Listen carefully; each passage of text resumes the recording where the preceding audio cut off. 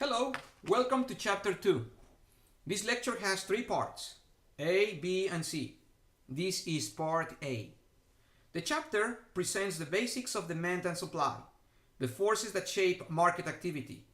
Let's start with the demand side, which is representing buyers.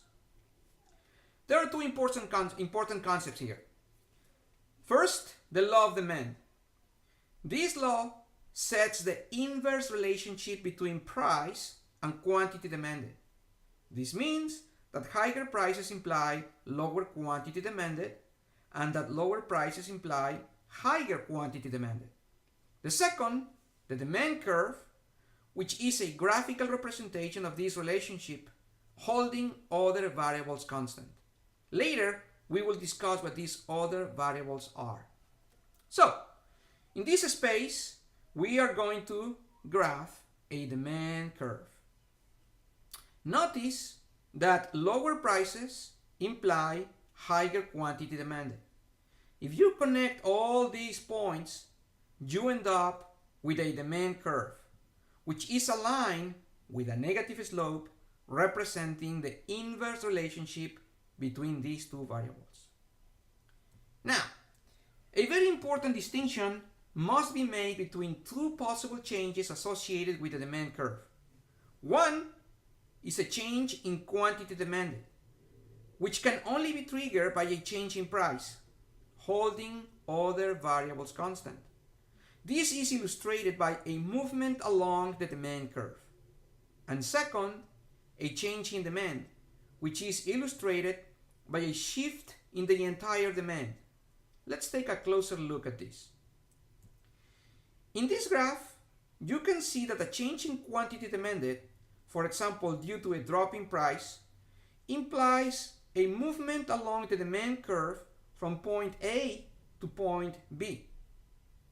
In contrast, a change in demand implies a shift of the entire curve. If the shift is to the right, we call this an increase in the demand. If the shift is to the left, we call this a decrease in the demand. Now, the other variables I've been referring to are called demand determinants. These are the factors that can make the demand shift. For example, an increase in income implies an increase in the demand, or a decrease in the price of substitutes implies a decrease in the demand. Consult your textbook for a larger variety of examples.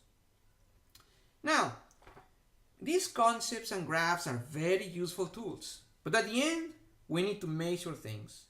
This is why we need a demand function, which is a mathematical representation describing how many units of a good or service will be purchased depending on different factors, such as its price, income, the price of substitutes and complements, etc.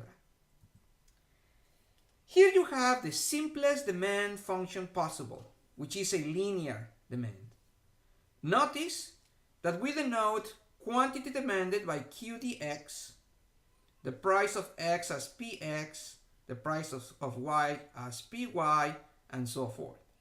Also notice the coefficients A for each variable. These coefficients are going to reveal very important information. Let's see how.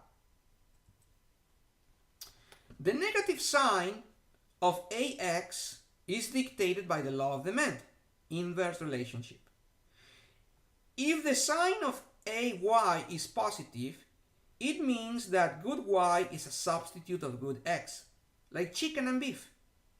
If the sign of AY is negative, it means that good Y is a complement of good X, like gasoline and cars. If the sign of AM is positive, it means that good X is a normal good.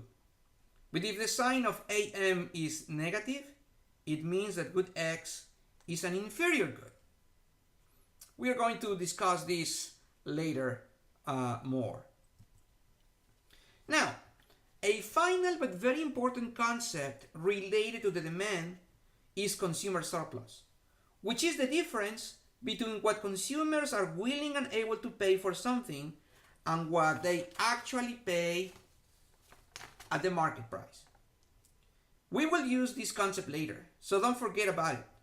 Okay, this concludes part A of this chapter 2 lecture. See you in part B.